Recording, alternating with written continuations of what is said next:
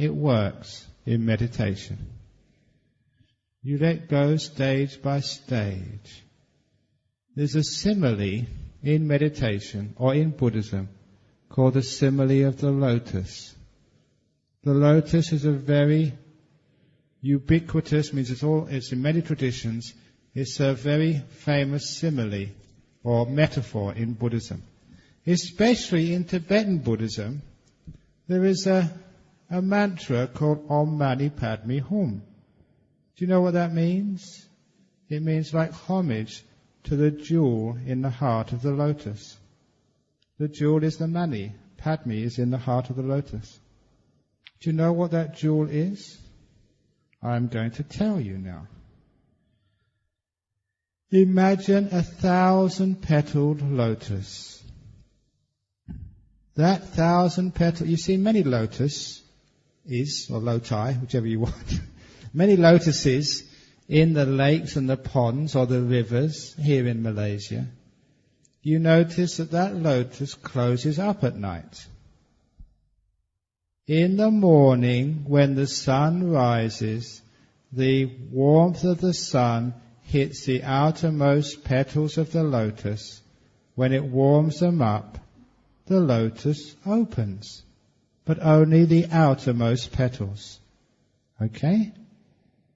Because the outermost petals open, it gives a chance for the next layer of petals to receive the warmth from the sun. So the next layer of petals opens up, which gives a chance for the sun to warm the next layer of petals. Layer after layer after layer opens up, as long as the warmth of the sun stays put. If a cloud comes up and obscures the sunshine and it gets cold, all those petals all close up again. Now, what does that mean with meditation, with actually the path of the Buddha?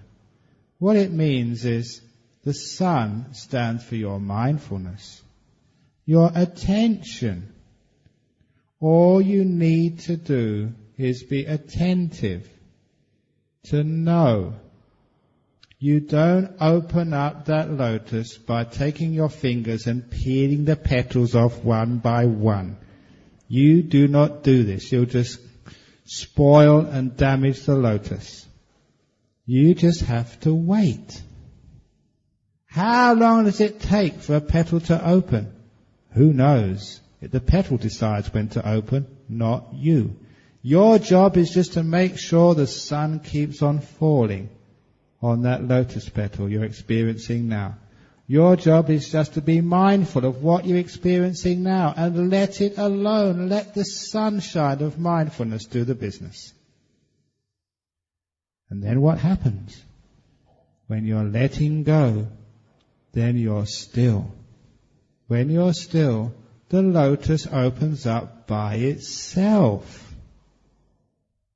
When you do something, for those of you who've got into deep meditation, those of you who might have seen a nimitta, wow, a nimitta, bang, bang, bang, bang, bang, they all close up. And you miss it all because you did something. The sunshine went away. The mindfulness was lost. The stillness was ruined. What letting be means, or letting go, is allowing mindfulness just to play on your mind. You don't have to have a powerful mind, a great experience. Have you ever noticed the outermost petals of the lotus are very rough, weather-worn, even dusty and dirty? Just like you. Weather-worn, dusty. Doesn't matter, because inside you, inside that weather-worn, dusty, very unpromising lotus you call your body and mind, in everybody's lotus, there is this beautiful jewel in the heart, the Buddha nature in the heart of you. So as you're mindful, just aware, not doing anything, but just staying still, the lotus opens up, stage by stage, all by itself. First of all, the outermost petals open out, revealing the next layer inside of them. They open out, revealing the next layer inside of that. Have you heard me say already, the next stage of meditation is right within the stage you're in now? You don't move anywhere. You stay put and go deeper into the experience you have now. You don't move to another lotus. This experience, whatever it is always good enough. If you stay on this experience, it opens up by itself. Sometimes you have what you think the most unpromising meditation. You think this can't work, but inside the worst state of mind is the most beautiful of lotus petals. It just peels open. Because you are still, the lotus opens out. As you go deeper into the lotus, you go into stages like silent or present moment awareness, silence. You're watching the breath, the beautiful breath, even the nimitta, this beautiful light which is in the heart of the lotus. That opens out by itself. If you get excited, it all closes up again. You've got to be at still. The sunshine has got to warm everything. And too many people asking, what should I do next? You don't do anything next. That's like throwing away the lotus you've got now and looking for the one next to it. You just stay put. Staying put is called letting go. Letting it be. Leaving it alone. It's the effortless meditations called stillness. And as you just allow mindfulness, bare attention, non-doing, looking, to keep gazing, then that lotus opens up even more deeply. You always notice the most fragrant, delicate, beautiful petals of a lotus are the ones inside. The deeper you go, the more fragrant are those petals. The more beautiful, more colourful, more delicate they are. Just like the deeper you go into your mind, the more beautiful and delicate it becomes. The nimitta, this beautiful light which comes up, is amazing. And if that nimitta opens out, in the middle of that nimitta, just like the lotus petal opens, you find the wonderful first jhana. When that opens out, like the beautiful gossamer petals, it opens up to reveal the next layer, the second jhana, the third, fourth jhana, the first immaterial jhana, second, third, fourth immaterial jhana. And that holds in its middle. This is the last layer of petals, as you're going right into the heart of the mind, the center of you, the middle, where you come from. When that petal opens up, you finally see the jewel in the heart of the lotus. The wonderful thing which we celebrate with that Om Mani Padme Hum chant. And you know what that jewel is? You know what it looks like? You know why they pay homage to it? Because when that last layer of petals opens out, you see at last the Dhamma which the Buddha saw, the jewel in the heart of the lotus, which is, do you want to know? Do you really want to know? Yeah, it's emptiness. There's nothing there. That's why it is the jewel in the heart of the lotus, the most amazing, beautiful emptiness of anatta. Oh, that is so delightful.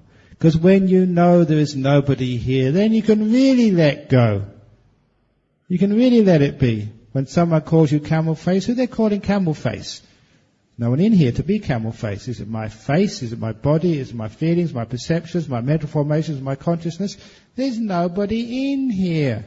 So why is it you are striving so hard when there's no one in here? Now this is one of the problems of people.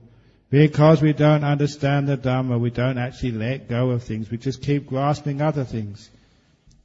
Many years ago, when I was a young monk, I was told you had to let go. So what did I do? I became a monk, I let go of girls. And you know what happened next? I started attaching to food. When you become a young monk or a young novice, food becomes very important to you. You eat a lot. You know why a person is called a novice when they become a young monk? That's right, no vice. That's what called novice. So anyway, food became... So what I'd done, I'd given up sex, but I've actually started attaching to food. So I said, put down the food, let it go. And then I started getting attached to something else. Have you ever noticed in life, whenever you let go of one thing, you pick up another thing? So I couldn't do this letting go business. I remember this was one monk. I saw him when we were eating our morning meal. He had his bowl full of food, and he was looking at it, contemplating his meal. And then he pushed it away. He said, I saw I was greedy, so I decided to overcome the greed. I pushed my food away. Then he contemplated a bit more and said, that's just pride. So he pulled his food towards him. Then he looked again and said, that's greedy. He pushed his food away. That's pride. Pulled it towards him. He was pushing his food backwards and forwards. Because as soon as you let go of something, you attach to something else. And that's one of our problems. As soon as you let go of your wife, you pick up another girl. That's not the way. The reason is because we've got an attacher, a self. That's what the self does. It always picks things up. As soon as there's a you there, there'll always be an attachment.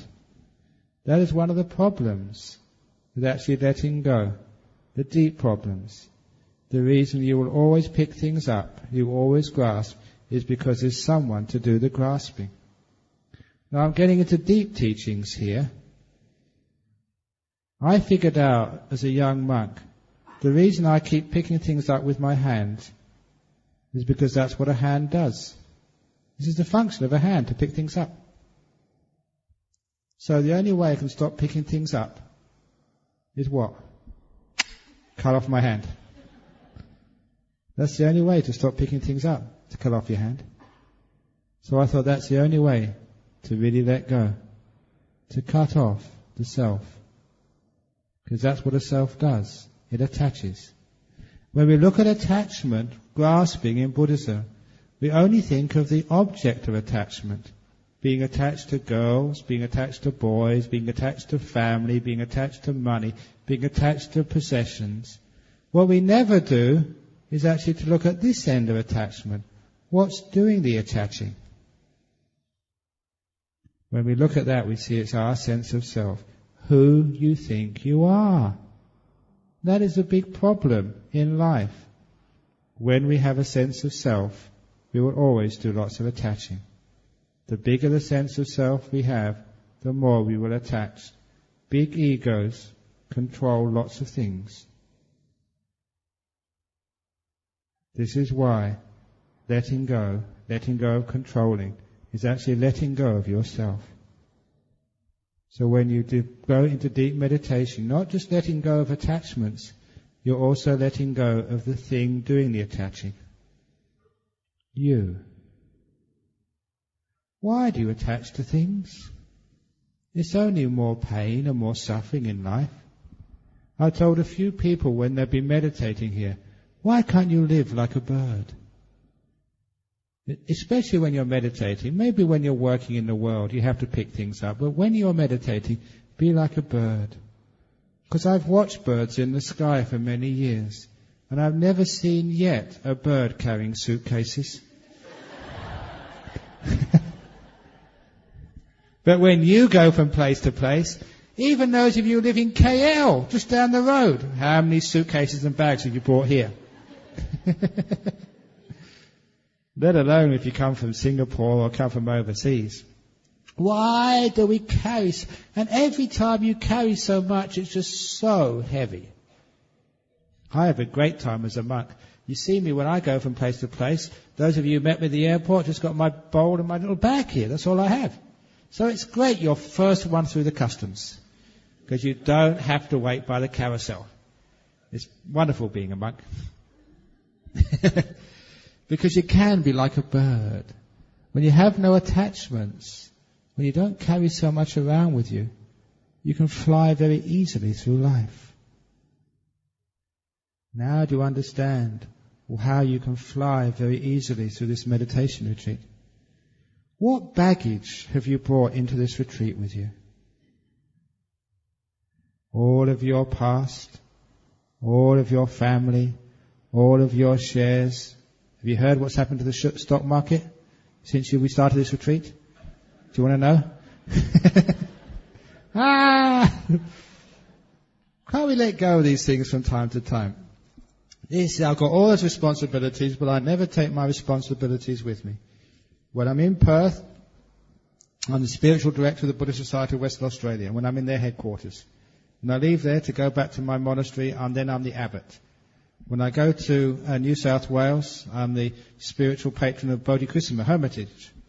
When I leave there to go to Singapore, I'm the patron of the Buddhist Fellowship. But when I leave those places, I leave those duties as well. I don't worry about things. Have you ever noticed when you don't worry about things, that things go quite much better?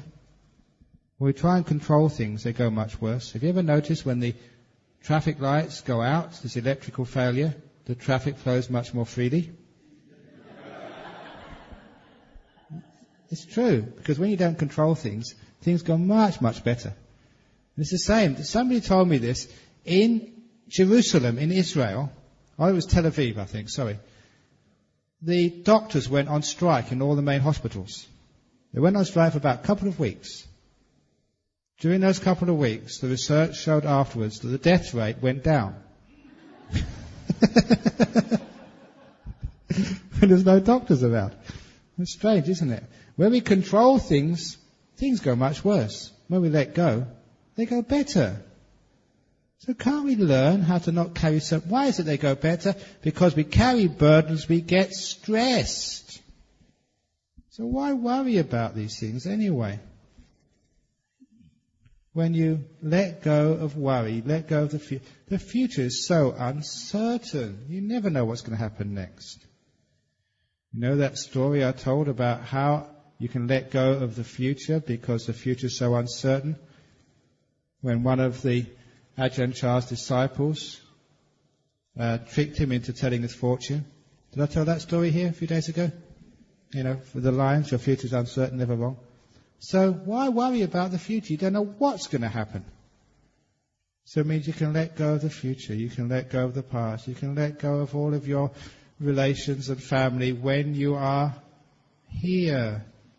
That way you've got less burdens, less things to worry about. You're more free, you're more at peace. This is what we mean by letting go. However, it's hard to do this because people do the letting go. That's why I wrote on this title of the talk, Letting Go of Letting Go. Because we try too hard to let go. And because we're doing the letting go, it never happens. So we've got to be very sneaky, just like watching that lotus, to be able to let go of letting go. One of the wonderful ways of doing this is actually comes from the idea of measurement.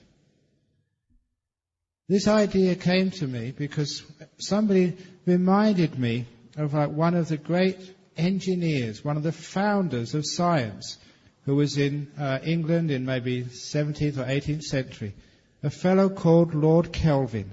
Many of the great scientists were also philosophers. And for those of you who've done engineering, you'll know that Lord Kelvin has his name immortalized in that standard of temperature called the Kelvin scale, which goes to absolute zero. And they always say like degrees Kelvin. If there's any physicists or engineers here, you know what I'm talking about. But one of the great sayings of the philosopher Lord Kelvin, which actually meant so much to engineering and technology, was that if you want to control the world, you have to learn how to measure accurately. So the Industrial Revolution in Britain and modern technology was all predicated, all based on learning to have accurate standard measurements. And once we sorted out our measurements, then technology, which is the control of our environment, started to happen. Measurement came first, control came afterwards. Any engineers here would understand what I'm talking about. But I turned that around. What happened